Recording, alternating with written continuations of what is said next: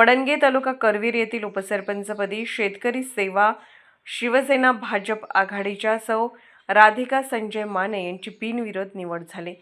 ग्रामपंचायतीच्या उपसरपंच पदाची निवडणूक लोकनियुक्त सरपंच सौ संगीता शहाजी पाटील यांच्या अध्यक्षतेखाली पार पडली। मावळते उपसरपंच श्री जयवंत दगडू कुंभार यांनी पदाचा राजीनामा दिल्याने रिक्त जागी सौ राधिका संजय माने यांची निवड झाली।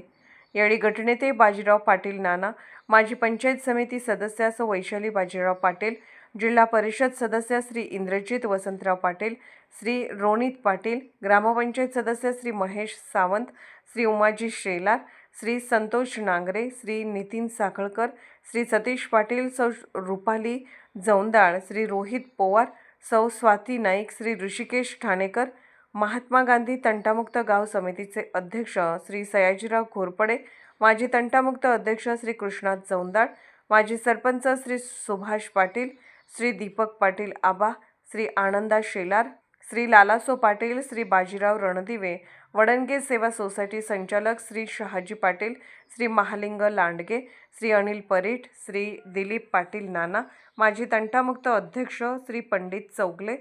तंटामुक्त उपाध्यक्ष श्री संजय पवार,